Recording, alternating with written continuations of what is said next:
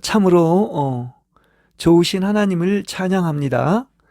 오늘은 계속해서 창세기 1장 그리고 2장의 말씀을 가지고 천지 창조와 그리스도의 거룩한 발자취라는 제목으로 여러분과 함께 은혜를 나누겠습니다. 그리스도는 모든 진리의 열쇠입니다. 성경에서 그리스도가 없다면 한 권의 죽은 책이 되는 것입니다. 히브리서 7장에 이 두루마리 책은 예수 그리스도에 관하여 기록된 책이라고 말을 하고 있습니다. 성경은 기록된 하나님의 말씀이며 그리스도는 하나님의 살아있는 말씀입니다. 이제 우리는 물질적인 창조의 모든 단계가 영적인 생명의 창조 안에서 어떻게 하나 되고 일치되는지에 대해서 말씀을 드리도록 하겠습니다. 창세기 1장 1절에 태초에 하나님이 천지를 창조하시느니라. 자, 이것은 7단어에 불과한 간단한 말씀이지만 하나님이 하신 것은 이렇게 하나님 자신과 같이 모든 것이 참으로 아름답고 완벽하고 완전한 것을 말을 하고 있습니다. 그러나 갑작스럽게 1장 2절에 가서 땅이 황폐하고 공허하게 되었습니다. 자, 이렇게 흑암이 깊음 위에 있고 이렇게 타락한 모습을 보여주고 있는데 이것은 바로 우리의 타락한 인생의 모습을 보여주고 있는 것입니다. 어둠의 권세는 모든 것을 죽음으로 덮어버렸습니다. 타락한 인간은 왜 이리도 악하고 추한지를 우리가 보아야 합니다. 그래서 이렇게 하나님은 심판을 집행하여 사람을 영원히 멸망시킨다고 해도 할 말이 없는 것입니다. 자, 그러나 여기에서 그 1장 2절에서 이미 하나님의 신성한 본성이 잘 드러나고 있습니다. 그분은 바로 은혜의 하나님이신 것입니다. 죄가 많아진 곳에 은혜가 더욱 넘치게 된 것입니다. 그렇습니다. 그래서 하나님의 신은 이렇게 죽음의 물이 이렇게 모든 것을 덮고 있었는데 그러나 이미 새로운 창조를 하기 위하여 하나님의 신인 성령님은 수면을 운행했다 이렇게 이야기를 하고 있습니다. 자, 이것이 바로 하나님의 은혜로서 이것은 바로 하나님의 긍휼에 속한 것입니다. 왜냐하면 아무 자격이 없으나 하나님은 이렇게 사람을 긍휼히 여기시고 그래서 사랑하셔서 재창조하기 위한 준비를 하고 계셨던 것입니다. 그래서 그분은 구원의 길을 예비하셨습니다. 그게 바로 지금 계속해서 이야기하는 것처럼 6일 동안 재창조한 것을 말을 하고 있는 것입니다. 이것은 가장 선하고 아름다움으로 회복시킨 것이다. 그래서 결국은 하나님은 반드시 본래대로 회복을 시키는 이러한 사랑의 하나님인 것을 우리는 알아야 될 것입니다. 자, 이제 첫째 날부터 보겠습니다. 첫째 날에 빛이 온 것은 주 예수님의 출생을 나타냅니다. 세상은 그 흑암으로 덮여 있었지만 이제 빛으로 오시어 각 사람에게 비추게 되었습니다. 그러나 빛이 어두움에 비추되 어두움이 깨닫지 못하더라고 말을 하고 있습니다. 그러므로 이렇게 첫째 날의 역사는 구속의 큰 틀 안에서 이렇게 첫걸음을 내디딘 것을 이야기하고 있습니다. 빛의 비침은 오직 성령의 역사로 말미암은 것인데 이제 예수님의 탄생, 빛이 왔다는 것은 예수님의 탄생을 말하는 것으로서 우리가 이렇게 빛으로 오신 이 아기 예수를 안아보고 시므온이 이렇게 얘기를 합니다. 이제 내 눈이 주의 구원을 보았사오니 이 종을 평안히 놓아주시나이다. 이걸 좀 우리말로 쉽게 얘기하면 이제 나는 주의 구원을 보았으니 더 이상 죽어도 여한이 없다는 것입니다. 그리고 바로 이분은 이방을 비추는 빛이요 주의 백성 이스라엘의 영광이라고 이렇게 노래를 하고 있는 것입니다. 그렇습니다. 하나님은 빛이 좋다고 했습니다. 지금 그리스도의 거룩한 발자취를 6일과 이제 상통한다 이야기를 하면서 얘기하고 있는데, 이 모든 것은 결국은 또 예수님을 얘기하는 거죠. 빛이 좋다고, 하나님이 보시기에 빛이 좋다고 했는데, 이것은 또 쉽게 얘기하면 예수님이 좋다고 한 것입니다. 그래서 우리가 이렇게 하나님의 안목을 가지고 하나님의 보는 눈으로 봐야 복이 있는 것입니다. 하나님이 보시기에 예수님처럼 보기에 좋고 아름다운 것은 없었고, 또 그야말로 그래서 하나님 아버지께서는 이는 내 사랑하는 아들이요 내 기뻐하는 자라고 이야기를 하고 있습니다. 이렇게 예수님이야말로 아버지의 뜻을 이루고 아버지의 마음을 기쁘시게 해드릴 수가 있는데, 우리에게도 이러한 안목을 가지고 있다고 한다면 참으로 그리스도같이 좋으신 분은 없는 것입니다. 비교할 수도 없는 것이며 한 분만으로 족한 것입니다. 하나님 아버지가 보기에도 그렇게 보기에 아름답다고 했는데 우리는 말해서 무엇할 것입니까? 자, 이제 예수님의 탄생을 이야기를 하면서 첫째 날은 말씀이 육신이 되신 것은 구원의 길의 제1막입니다. 예수님은 하나님이시지만 또한 사람이 되었습니다. 그래서 본래 우리는 타락한 죄인은 하나님과 연합될 가능성이 없었으나 예수님께서 사람으로 오시어 십자가와 부활과 승천을 거치시고 이제 성령으로 오셨기에 그리스도께서 우리 안에 들어와서 하나 될 수가 있는 것입니다. 자, 그 다음에 둘째 날의 역사입니다. 자, 둘째 날은 십자가, 즉 주 예수님의 죽임당하심을 나타내는 것입니다. 둘째 날을 보면 하늘, 즉 궁창을 창조하시고 물을 위아래로 나누셨다고 이야기를 하고 있습니다. 그래서 하늘 아래의 물과 하늘 위의 물로 나눠졌다 이렇게 이야기를 하고 있죠. 그래서 이렇게 나눠졌다. 예? 다시 말하면 분리는 하나의 큰 제목에 해당이 되는 것입니다. 하나님은 분리하십니다. 거룩하게 성별하는 겁니다. 그래서 첫째 부분은 하늘이 물속에서 이렇게 물과 나뉜 것이고, 둘째는 하늘 아래의 물에서 하늘 위의 물로 나누게 된 것을 이야기하고 있는 것입니다. 그래서 바로 십자가가 이 부분을 나눈 겁니다. 둘째 날의 역사는 구속 가운데 가장 중요한 부분에 해당이 됩니다. 왜냐하면 이 피 흘림이, 십자가에서 이 피 흘림이 있어야지만이 반드시 죄가 사함을 받기 때문인 것입니다.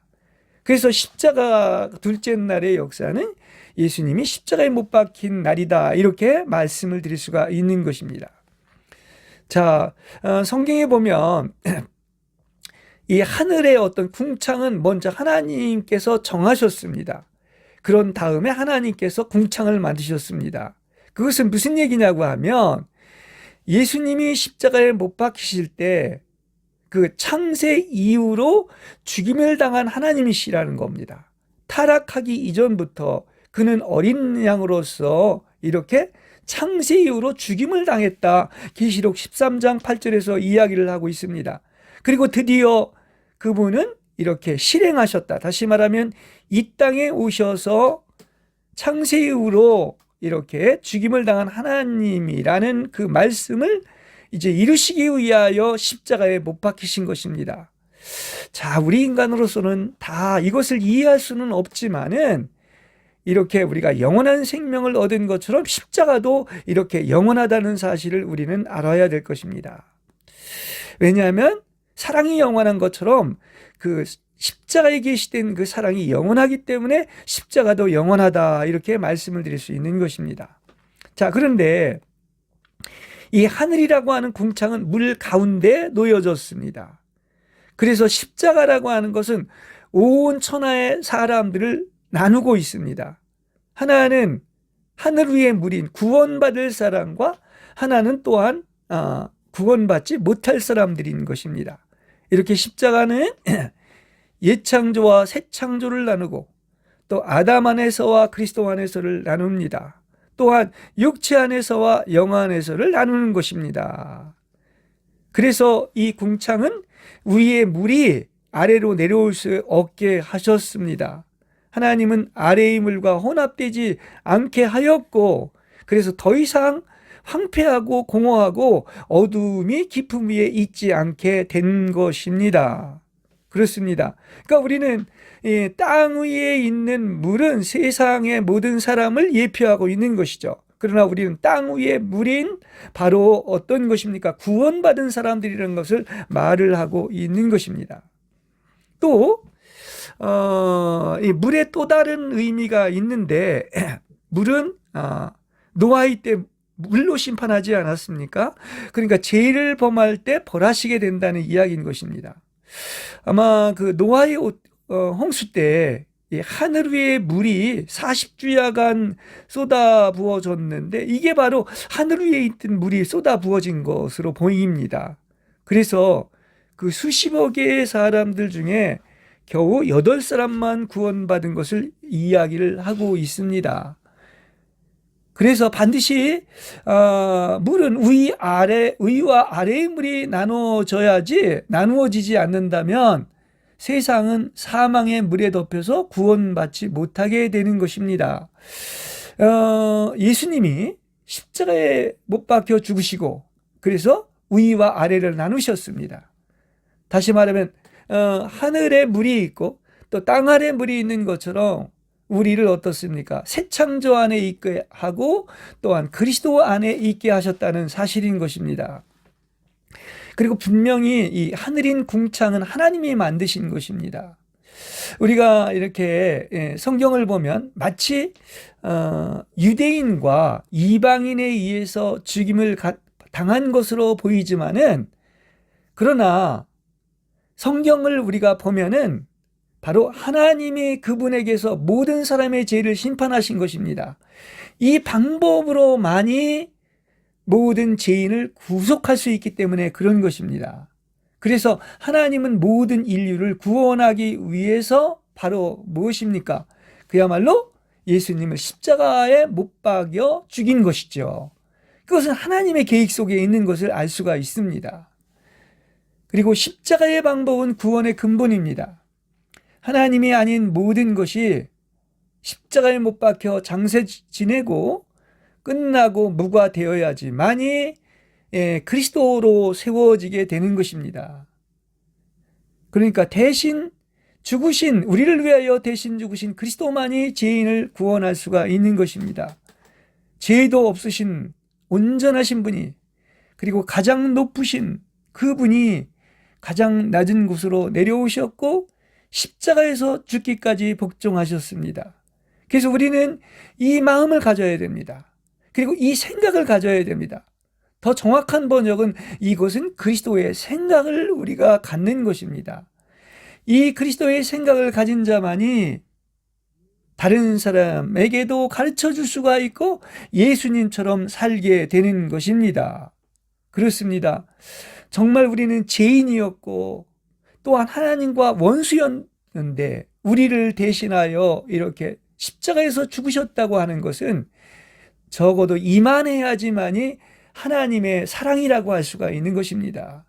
그래서 십자가에 계시된 극명한 사랑을 우리는 만질 수가 있는 것입니다.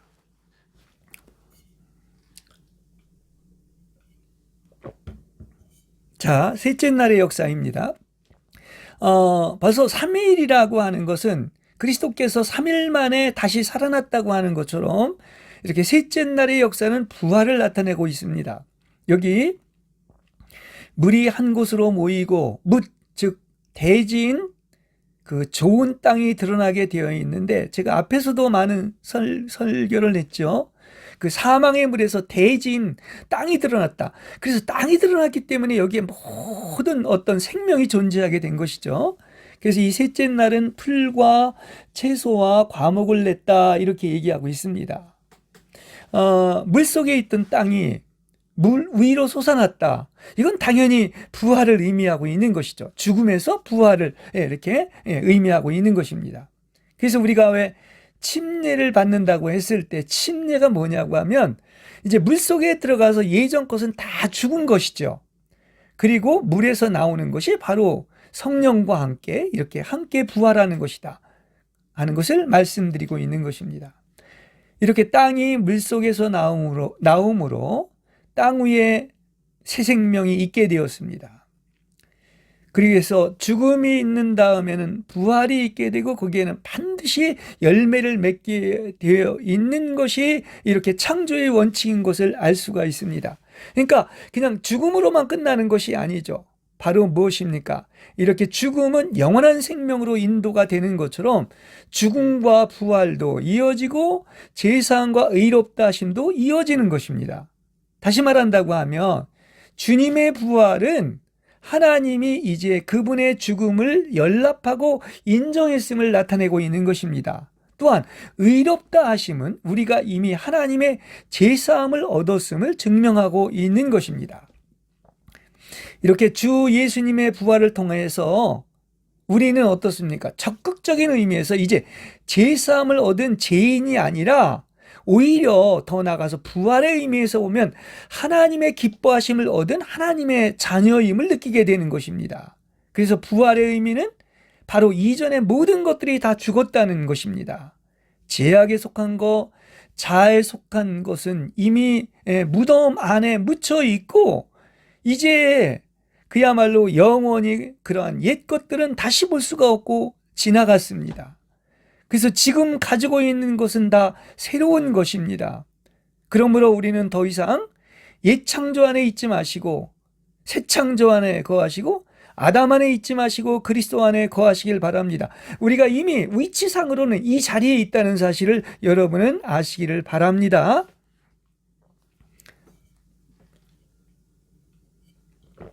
자, 그 다음에 넷째 날의 역사입니다. 이 넷째 날의 역사는 이제 예수님의 승천을 이렇게 나타내는 것입니다. 하나님은 해와 달과 별을 만드셨다고 했는데 해와 달과 별은 다 하늘에 있는 것 아니겠습니까? 그래서 전날까지의 역사는 세상에 있는 것이고 이날의 역사는 모두가 어디에 있다? 하늘에 있는 것을 말을 하고 있습니다. 처음에 하나님이 빛을, 다시 말하면 광명을 만드신 것은 땅을 비추게 하는 것이었습니다. 그래서 어두운 세상에 빛을 비추는 것입니다. 그러나 지금 이 넷째 날을 보면은 바로 무엇입니까? 다 모든 역사가 하늘에 있는 것을 이야기하고 있는 것입니다. 첫째 날과 같이 빛이 세상에 있는 것이 아니고 세상에 온 이러한 빛의 본체가 다 하늘로 올라갔다. 다시 말하면 승천을 얘기하고 있다는 그런 사실인 것입니다. 그렇죠? 그러니까 하늘로부터 온 예수님이 다시 이제 세상에서 십자가와 부활을 거치시고 또 하늘로 이렇게 승천하신 것을 말을 하고 있는 것이죠. 그래서 우리가 넷째 날이 해와 달과 별이 창조됐다고 했는데 이건 다 그야말로 어떤 하나님과 우리 믿는 자들이 이렇게 하늘의 위치에 있는 것을 얘기하고 있죠. 말라기서 4장 2절에 그리스도가 의로운 해라고 했고 또 계시록 12장 1절은 우리에게 그리스도가 해라고 했으며 또 시편 19편 5절에서 6절에서도 그리스도가 해임으로 누구도 그 열기를 피해 숨을 자가 없다고 말을 하고 있는 것입니다. 그러므로 이 넷째 날의 역사는 해인 그리스도를 말할 뿐만 아니라 이제 그분의 백성을 말하고 있는 것인데 달은 이제 교회를 말하고 있는 것이고 별들은 모든 각각의 성도들을 이야기하고 있는 것입니다. 그래서 그리스도가 빛일 뿐만 아니라 우리들도 이 세대에서 이렇게 세상의 빛이라고 한 것처럼 세상의 발광체들로 우리가 빛나고 있다는 사실을 알 수가 있습니다. 여러분, 우리는 그 영적인 존재들은 반드시 빛이 나게 되어 있습니다.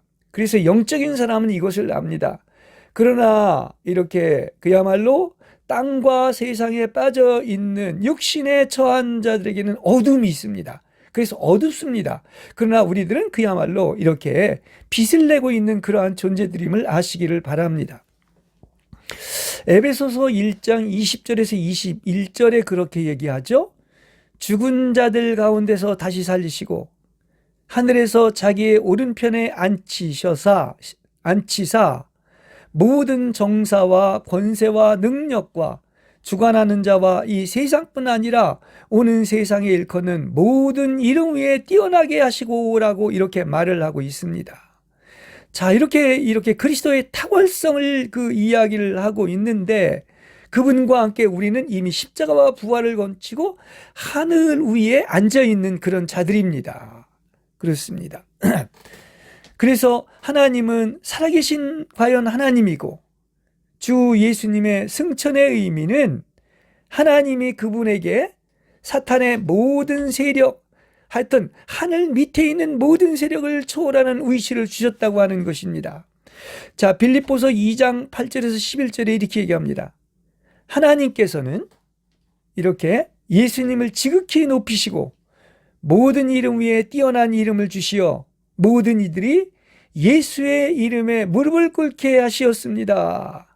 하나님과 우리는 지금 하늘에 앉아 있는 것입니다. 하늘의 위치에 있는 것입니다. 그래서 주 예수님의 승천이 사탄을 그분의 발 아래 두시고 또 예수님은 만유의 주가 되고 만왕의 왕이 되셨습니다. 그래서 예수님은 왕중왕이 되어서 다스릴 뿐만 아니라 예수님의 형제들인 우리들도 주 예수님과 함께 하늘에 앉아 있는 것이며 결국은 이긴 자로서 우리에게는 그야말로 영광스러운 찬란한 왕국이 기다리고 있다는 사실인 것입니다.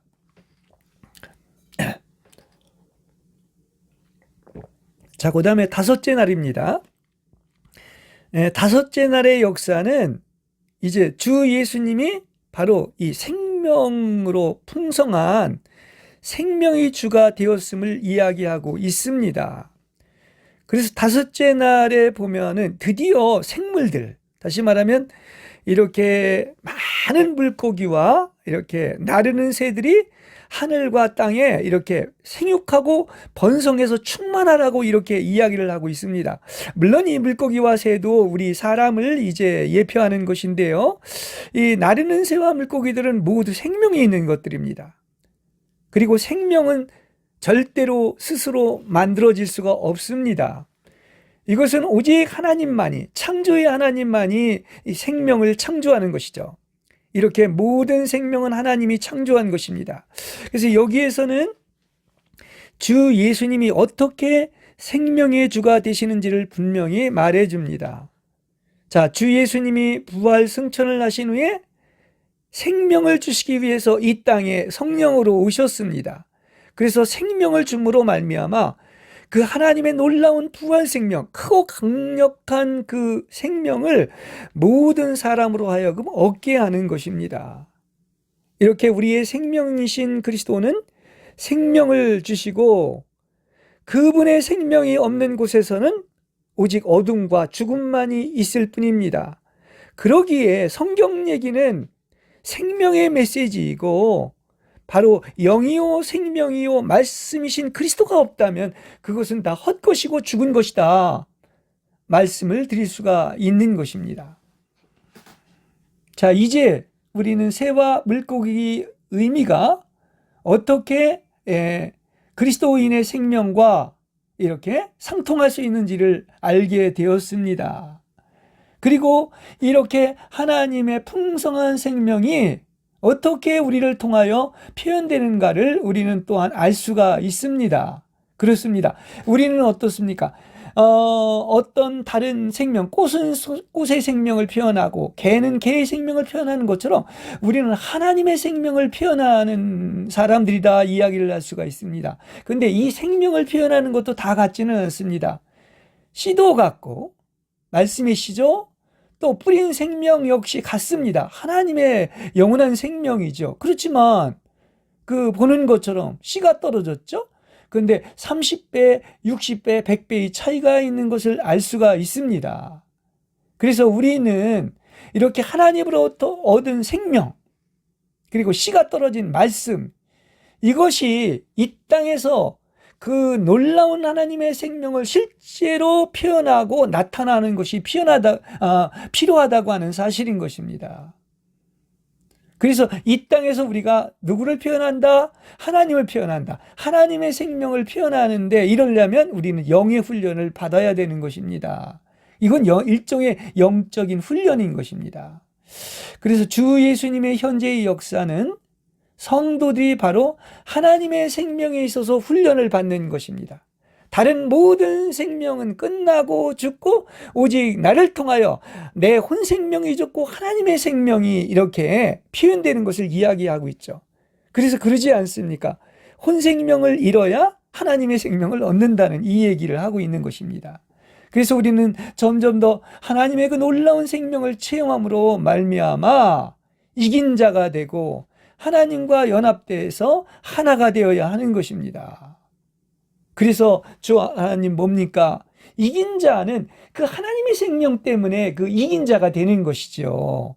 그래서 우리는 결국은 완성된다는 것은 이긴 자가 되고 그래서 하나님과 연합되어 완전히 하나 됐다는 그런 의미를 가지고 있는 것입니다. 자, 이제 또 마지막 날, 여섯째 날의 역사가 있는데요. 이제 승천을 했죠. 앞에서 그랬죠. 탄생이 있고 또 나아가서 뭐가 있죠? 십자가가 있죠. 그 다음에 부활이 있죠. 그 다음에 승천이 있죠. 그러면 지금 다섯째 날까지 하나하나 이렇게 상합이 된 것을 알 수가 있습니다. 그 다음에 이제 마지막 여섯째 날의 역사는 바로 뭐냐? 이제 승천한 다음에 주 예수님의 재림이 있고 왕이 되심을 나타내고 있다. 이렇게 말씀을 드릴 수가 있겠습니다. 자, 하나님은 그분 자신의 형상에 따라 사람을 창조하시고 모든 땅을 다스리게 하셨습니다. 그러면 보십시오. 이 앞에서 다섯째 날까지의 역사가 땅 위의 모든 사물이 이렇게 창조되었습니다. 만들어졌습니다. 그리고 하늘의 천체도 있고 또 사람이 있어야 될 모든 그 식물과 동물의 양식이 있고 또 거처가 예비되었습니다. 그런 후에 이제 마지막으로 바로 이때 사람을 창조한 겁니다. 그래서 사람은 땅 위에서 하나님의 대표가 되는 것이지요. 예. 그래서 사람은 하나님을 대표하고 표현하는 존재인 것입니다. 자, 주 예수님은 그래서 마지막 아담이라고 했고요. 또 두 번째 사람이 된 것입니다. 그래서 그분의 온 교회는 어떤 것입니까? 이제 그분이 다시 오셔서 재림하셔서 나타냈을 때 우리도 어떤 것이 되느냐고 하면은 바로 그분의 형상이 이루어지는 것입니다. 그렇죠? 그래서 주 예수님이 재림하셔서 나타나실 때 이제 교회는 완전히 그분과 같아질 것입니다. 다시 말한다고 하면 그리스도의 형상이 이루어졌다는 것은 그분과 같아졌다는 이야기를 하고 있는 것입니다. 그래서 이때는 영뿐만 아니라 혼의 어떤 구원인 이렇게 성화가 이루어지고 이제 몸까지 영광스러워져서 몸의 형상을 갖게 되는 거예요. 이게 영과 혼과 몸이 온전히 보존되는 것을 이야기하고 있는 것입니다. 자, 하나님은 이렇게 아담과 하와를 지어서 그분이 지으신 세상을 다스리고 통치하게 하셨습니다. 그래서 모든 권세는 하나님의 손안에 있는 것인데 바로 하나님은 모든 권세를 그리스도에게 넘겨주신 것입니다. 근데 이 말은 또 무슨 얘기냐면 그분이 생명 주는 영으로 우리 안에 들어와 살기 때문에 그 하늘과 땅의 권세는 또 우리한테 있는 것입니다. 그래서 하나님이 사람으로 오셔서 이긴 자가 된 것처럼 우리도 이기는 우리들도 이렇게 주님과 함께 왕이 되어서 아까 뭐라고 그랬죠? 마지막에 모든 것을 통치하고 다스린다. 왕이 돼서 다스리게 된다는 이런 이야기를 하고 있는 것입니다. 그래서 이렇게 그리스도의 모든 권세는 가장 좋은 것을 공동상속자로서 이렇게 배필인 우리와 함께 갖는 것입니다. 그런 하늘과 땅의 권세가 우리에게 주어져 있습니다. 자, 그래서 여러분이 그분과 함께 세상을 다스릴 수 있도록 하신다는 것은 바로 다른 의미에서 보면 우리가 하늘에서의 지위가 바로 그 신랑인 그리스도의 배필이기 때문에 그래서 이게 이제 바로 신부의 바늘에 올라서 있음을 말해주고 있는 것입니다. 그래서 주 예수님의 다시 오심과 이렇게 왕이 되심은 바로 이긴 자인 이 신부들을 말을 하고 있는데 이렇게 신부들도 그 어떤 왕국에 함께 참여해서 이렇게 왕이 되어 여러 고을을 다스리는 권세를 얻게 될 것입니다. 여러분은 왜 이렇게 그리스도의 신부가 반드시 되어야 하는지 계시록 19장 7절에서 9절에 보면 우리가 기뻐하고 크게 기뻐하며 그분께 영광을 돌립니다. 왜냐하면 어린 양의 결혼날이 다가왔고 그분의 아내도 자신을 준비하였기 때문입니다. 이렇게 이야기를 하고 있습니다. 이렇게 신부는 빛나고 깨끗한 세마포 옷을 입게 되었는데 그 세마포 옷은 성도들의 의입니다.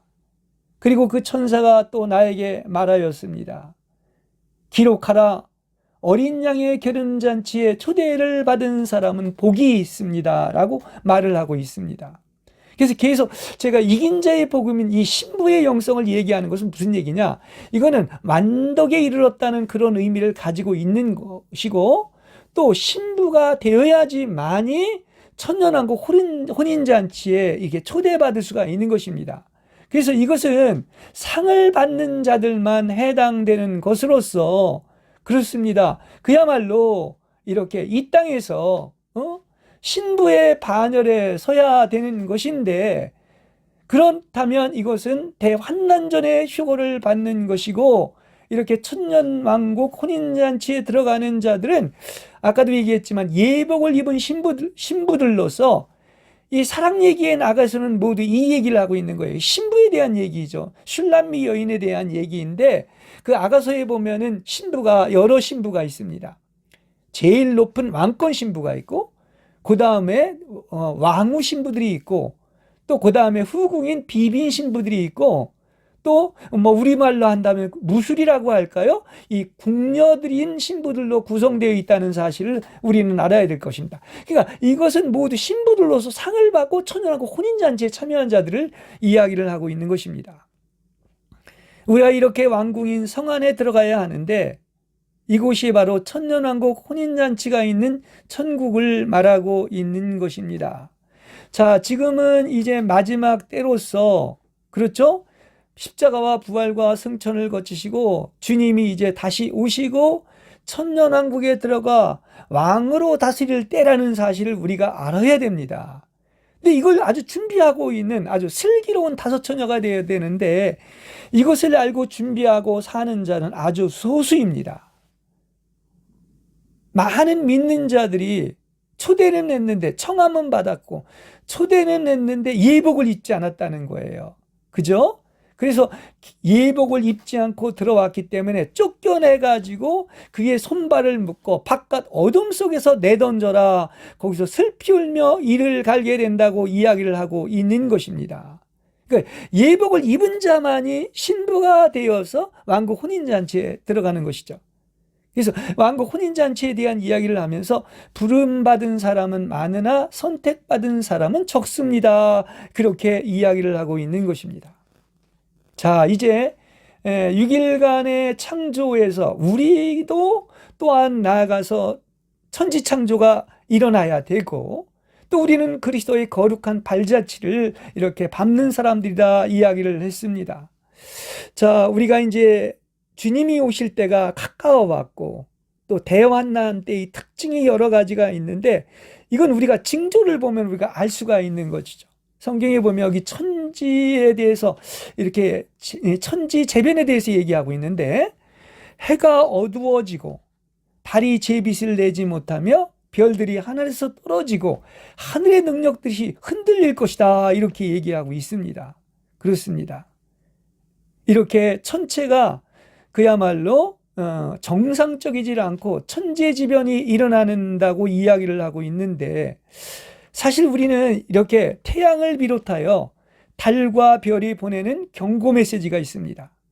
우리가 이게 어두워서 보지를 못하지만 그러나 지금 어떤 과학자들이나 기상학자들이나 이 모든 사람들도 이런 이야기를 하고 있는데요. 이 태양과 달과 별이 이렇게 변고가 있고 또 안 나가서 벌써 옛날과 아주 달라진 징조들이 있다는 사실을 알아야 됩니다. 그 예로서 가장 큰 특징 중에 하나가 기상이변이에요. 많은 과학자들이나 기상학자들이 얘기를 하고 있는 것이 지금의 기상이나 기후를 본다고 하면은 심지어 어떤 사람은 2023년이 임계점에 도달한다 이렇게까지 이야기를 하고 있습니다. 길어봤자 2030년, 40년, 50년 이 다 앞에를 얘기하고 있는 거예요. 그 이상은 넘어가지 않고 있는 것을 알 수가 있습니다. 그러니까 기상 하나만을 해도 그래요. 지금 이대로만 간다고 하면 2030년이 임계점에 도달했다고 이야기를 하고 있어요. 이건 과학자들이 얘기하고 있는 거예요. 우리는 하늘의 기상을 우리가 분별할 줄 알아야 되는데 이미 징조가 이렇게 나타나고 있는 것입니다. 반드시 하나님의 때는 있게 되고 또 하나님의 말씀은 이루어지는 것인데 우리는 날짜를 모를 뿐이지만 징조를 통하여 주님의 오심이 아주 가까워졌다는 것을 우리 속에서 어느 정도 알게 되는 거예요. 얼마나 교회가 타락한 것, 이 타락한 걸 모르는 것이 바로 뭡니까? 이게 바로 징조를 모르는 거예요. 이미 타락을 했고 악이 목구멍까지 찼고 이러한 천재지변이 있는 것을 보면 우리는 주님이 오실 때가 급박하구나 하는 것을 알 수가 있어요. 이게 이제 때를 우리가 이제 보면은 예수님이 십자가에 못 박힌 해가 대략 AD 약 30년이 됩니다. 왜냐하면 예수님이 이렇게 탄생한 것이 약 AD 4년으로 대부분은 일치해서 말을 하고 있습니다. 그렇기 때문에 제6일에 해당되는 것인데 구약에 4,000년이 있고 신약에 2,000년이 되는 때가 바로 얼마 안 있어 오는 몇 년 만에 오는 2030년경이 되는 것입니다. 그런데 이것은 그냥 어떤 막연한 추정이 아닙니다. 이것은 역사와 성경에 근거한 70일에 대해서 마지막 7년 어떤 대환난을 얘기를 하면서 바로 그야말로 예수님이 십자가에 못 박히신 해가 십자가의 경계 아닙니까? 새 창조와 옛 창조를 나누는 것처럼 그렇게 6일날 마지막이 되는 어떤 해가 이제 약 2030년경이라고 이야기를 할 수가 있겠습니다. 그래서 지금 우리는 이걸 알아야 돼요. 얼마나 교회가 하락되어 있고 타락했는지를 알아야지만이 우리가 어떤 것입니까? 이게 어떤 징조를 바로 아는 것이고 지금 이대로라면 천년왕국 혼인잔치에 들어갈 자는 성읍에 하나 가문에 둘이라고 말을 하고 있는 것입니다. 이것도 추측이 아닙니다. 사실은 성경에 다 나오는 말씀들인 것을 이야기를 하고 있는 것입니다. 자, 이제 천지창조와 그리스도의 거룩한 발자취를 이제 말씀을 드렸는데 이 성경이 쓰여진 목적은 바로 나를 구원하기 위한 거예요. 하나님이 나를 사랑하셔서. 그래서 6일간의 천지창조가 과연 나에게 일어났느냐 하는 것이고요. 또 하나는 우리는 바로 그리스도의 거룩한 발자취를 따라가는 사람들입니다. 그래서 이 천지창조의 6일의 과정이 우리 안에도 그대로 일어나야 하는 것이죠. 그리고 바로 우리를 위해서 이것이 기록되어 있기 때문에 사람이 이토록 귀한 것입니다. 천지 개벽이 일어나서 창조가 그냥 물질적인 창조가 아니라 바로 나의 체험이 되었을 때 이것이 the real, 실제가 된 것입니다. 그러니까 우리가 알아야 될 것은 이해하는 것으로 끝나는 게 아닙니다. 이해하는 것과 그분을 맛보아 아는 것은 확연히 다른 것입니다. 그래서 내가 드디어 어떻습니까? 성령으로 거듭났다, 탄생해가지고 십자가와 부활을 거쳤다 하는 것처럼 이렇게 내가 이렇게 거듭났고 또 나아가서 십자가 아닌 모든 것이 끝난 내가 십자가를 통과했느냐 하는 것입니다. 또 다시 말한다면 십자가 다음에 부활의 경지에 이르러서 내가 새로운 창조물이 되었냐 하는 것입니다. 그 다음에 나아가서 하늘로 승천해서 실제 사는 모습이 내가 하나님을 대신하고 하나님을 표현하고 나타내는 하나님의 생명이 나타나느냐 하는 이 얘기인 것입니다. 자, 우리는 여전히 말을 할 수가 있지만은 그러나 실제는 십자가와 부활과 승천과 재림을 얘기하면서도 불구하고 아직도 보면은 많은 사람들이 여전히 이해만 하고 말만 했지 보면은 하늘에 있질 않아요. 십자가에 죽지도 않고 부활하지도 않고 승천하지도 않았습니다. 여전히 땅의 얘기, 육체와 자아가 표현되고 또 나아가서 배설물과 같은 그런 땅의 것에, 어떤 세상 것에 머물러 있다고 하는 사실이에요. 그리고 이 자아라고 하는 이 자기 중심으로 살아가고 있는 거예요. 예수를 믿지만 바로 이런 사람들은 어떤 것입니까? 절대로 구원에 이를 수도 없고 더군다나 왕국 혼인잔치에 참여할 수가 없는 것입니다. 이게 완전히 이제는 내 중심에서 하나님 중심이 되고 하나님의 내 마음의 중심에 왕의 자리를 차지해야 될 것입니다. 그리고 나아가서 예수님이 우리의 전부가 되어야 하는 것입니다. 그리고 또한 나아가서 어떻습니까? 그분은 성령으로 오셔서, 생명 주는 영으로 오셔서 모든 사람에게 생명을 공급해 주신 것처럼 바로 우리의 사명은 어디에 있는 것인가? 하여튼 입만 열면 그리스도의 생명을 공급해내는 거예요. 그래서 그야말로 영을 해방시키는 데 있다는 사실을 아시기를 바랍니다. 그래서 우리는 언제나 그리스도를 공급하여 모든 사람으로 하여금 영원한 생명을 얻게 하는 것입니다. 이렇게 단순한 거예요. 그렇죠? 진리는. 정말로 우리는 이 예수 믿는 것이 얼마나 엄청나고 대단한 일인지 모릅니다. 온 천하를 주고도 바뀌지 않을 이런 엄청난 일임, 중치대한 일임을 아시기를 바랍니다. 그리고 오직 한 가지, 전부이신, 감히 비교할 수도 없고 측량할 수도 없고 헤아릴 수도 없는 그토록 좋으신 하나님만을 영원히 사랑하고 높이고 찬양하는 여러분들이 되시기를 주님의 이름으로 간절히 축복합니다.